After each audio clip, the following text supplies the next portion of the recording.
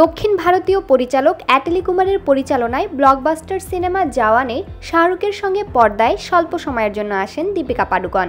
তবে এবার আর ক্যামিও নয়, পুরো সিনেমাতেই কাজ করবেন বলিউডের এই সেন্সেশন। ভারতীয় গণমাধ্যমের এক প্রতিবেদনে বলা হয়েছে, অ্যাটলি পরিচালিত AA22XA6 নামের একটি সিনেমাতে অভিনয় করতে চলেছেন দীপিকা। মা হওয়ার পর দীর্ঘ বিরতি শেষে আবারও কাজে ফিরছেন বলিউড অভিনেত্রী দীপিকা পাডুকোন। মাতৃত্বকে প্রাধান্য দেওয়ায় অভিনয় থেকে নিজেকে কিছুদিনের জন্য সরিয়ে নিয়েছিলেন তিনি। এমনকি সম্প্রতি সন্দীপ রেড্ডি বাঙ্গার সিনেমাও ছেড়েছিলেন, জানিয়ে হয় তুমুল বিতর্ক। এই সিনেমাতে তার বিপরীতে থাকবেন দক্ষিণী সুপারস্টার আল্লু অর্জুন। দীর্ঘ প্রায় 100 দিন ধরে চলবে এই সিনেমার শুটিং। নভেম্বর মাস থেকে এর কাজ শুরু হওয়ার কথা রয়েছে।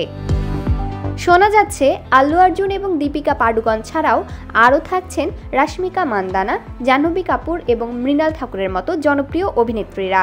দর্শকদের জন্য কিছু নতুন চমকও অপেক্ষা করছে। শুধু তাই নয়, দর্শক এবার দীপিকাকে বেশ কিছু ঝুঁকিপূর্ণ অ্যাকশন দৃশ্যেও দেখতে পাবেন।